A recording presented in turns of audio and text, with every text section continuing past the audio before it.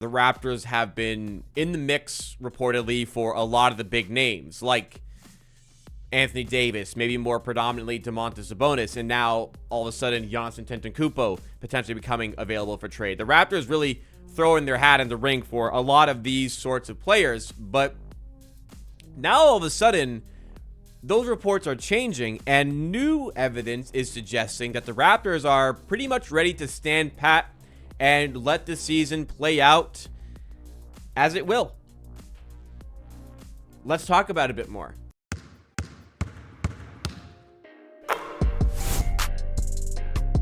These reports, and it's been pretty widely covered at this point, but the initial reports are coming from Doug Smith of the Toronto Star, where the claims are essentially now that the Raptors are comfortable with where they're at. They have, they acknowledge that they have surprised a little bit so far this season.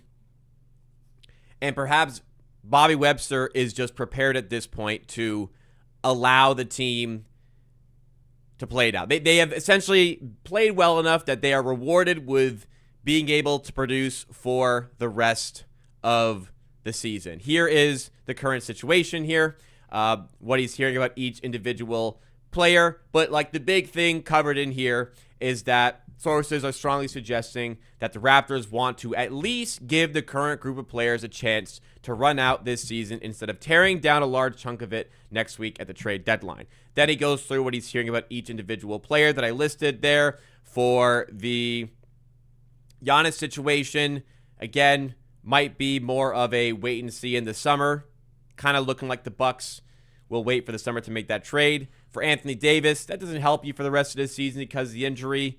Maybe look to do something in the offseason and make a real run next season. And for Sabonis, I think the biggest thing, it isn't mentioned here, but I think the biggest thing is the Raptors want to use Sabonis to get off the Pirtle contract, and the Kings just shouldn't and doesn't seem like they do really have any interest in taking on that large and long contract. He also adds on a conversation about the names like Yves Misty, Daron Sharp, and Goga Bitadze, considers them hardly worth it, which I pretty strongly disagree with.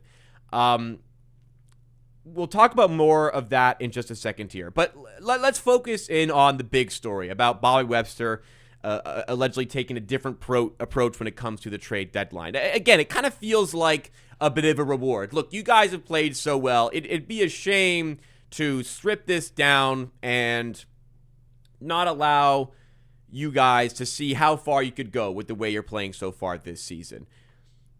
Okay, I think that's a positive, and I think that makes sense. And, I don't think you need to completely rip apart this team and lose a bunch of future when, the season has gone pretty successfully so far, especially relative to, your expectations going into the season. This is supposed to be, about a 500 team. They're pretty comfortably above that currently as things stand over the halfway point of the season. But where it doesn't make sense to me, where this story can kind of fall apart a little bit, we have very clearly and very widely reportedly have been in the mix for Giannis, for Sabonis, and for AD. We have been involved in these sorts of discussions. So why all of a sudden is it, what? We're just going to let the season play out and see what goes down with this team. To me, this seems like, I'll put it this way. I don't think Bobby Webster, out of the goodness of his heart, is going, you know what? You guys have earned this the rest of the season. All the top guys here, you've earned the chance to play it out the rest of the way and see how far it goes. I don't believe that at all. What I believe to be the case is Bobby Webster doesn't see a trade that is beneficial to the Raptors for one of these main guys, and it's being spun in this way to, make it more of a positive for the current team. You know what I'm saying? If there was a good trade to make, if Bobby Webster could get a good deal on Giannis, Sabonis, or AD, he would do it. He would absolutely do it. And you know what? He might still do it. It wasn't it Masai Ujiri who told DeMar DeRozan a week before he got traded that he wasn't going to get traded. If a good deal is in play, if something is on the table, Bobby Webster's going to take it. He's not going to go, oh, you know what? I promised the team we're going to let this team play. No, he is going to take that deal. So again, for me, what it looks more like is that there's just no good deal on the table. Nothing is on the table that satisfies the Raptors. And you know what? That's fine. We don't need to force anything. We don't need to rush anything. I think that's healthy. But the way it's being construed potentially by the Raptors, I don't think is quite accurate to the situation. That's not based on anything I've seen, I've heard, I've read. That's just my own personal intuition. It feels like if something was on the table for Bobby Webster to do, he would go and do that. But now let's kind of look to like the end of this article here, because this one kind of, what's the right word? Irritated me when I read it. The other guys, to stress over the Raptors getting or not getting a deep rotation center, Goga Bitadze, Day'Ron Sharpe, Yves Missi, or someone of that ilk, is hardly worth it. I really do disagree there.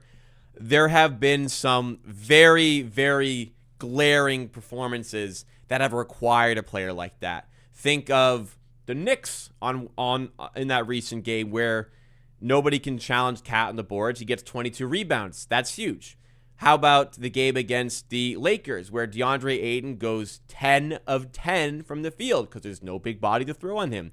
Or the game against the Clippers where the Raptors go like 5 minutes without scoring because on the inside there was nobody to compete with Ivica Zubac, and that just made it a little bit easier for the Clippers to orchestrate that comeback. I disagree that these are players that are hardly worth it. Sure, you want to label guys like Brook Lopez or Kevon Looney or Tony Bradley or Nick Richards. You want to label those guys hardly worth it? Okay, I can get behind that, and I can agree to that maybe. But like, I think Goga Bitadze and Day'Ron Sharpe in particular, maybe even Yves Missi, could actually provide some proper rotational minutes to this team, and it would make the Raptors a better team. He also adds on here, none of them are proven. I kind of disagree again. But he says, second thing, it's not a sure thing that Darko will actually play another center if he gets him. Remember, Mo Bamba. Well, I think that's maybe disingenuous is the wrong word when it comes to that. It is entirely possible that Darko Rajakovic just may not see a good fit in rotation for this player. Okay, that could seem a little bit fair, but like, remember Mo Bamba? They were talking about Mo Bamba coming out of the G League. Usually when a player is in the G League, they are in the G League for a reason. If you are an NBA caliber player, an NBA team is going to have you on their roster. I mean, that is true 99.5% of the time. You're an NBA caliber player, you're on an NBA roster because every team is constantly looking for talent to supplement their team. We're talking about Goga Bitadze, who has been in firm rotation throughout this season so far for an Orlando team that is firmly in the playoff mix. I would definitely not consider that a hardly worth it player who is comparable to Mo Bamba. I think that's quite off base with that comment there. And third, that kind of shopping can be done in the summer. Okay, yes, it can, but also you're pretty good right now, and you might, like, it's looking like you'll be in the playoffs, and you want to give yourself a better shot at the playoffs. Sure, like, you know, the contest to that is maybe Jakob Poeltl become the center for the playoff push in late April or May. You know, that may be, but even at that point, you still don't have the backup for him. You still run the risk of a potential injury for him, like it is right now, and you're not covering enough of your bases. I don't think you're breaking the bank to make a trade for a guy like Bitadze, which is why he's a name I continue to bring up here. I do believe that is a guy that moves the needle for the Raptors. It helps them out quite a bit while Jakob Poeltl is out, and I don't think it's a play that doesn't help when Jakob Poeltl, if and when Jakob Poeltl does return. So I still think it's quite a necessity here to look for a center. And also, it feels pretty important to look for some shooting right now. You're one of the worst three-point shooting teams in the NBA. You want to get into some more like congested sets in the playoffs. It'll be a lot nicer to have some additional floor spacing to that team. So again, just that on a whole.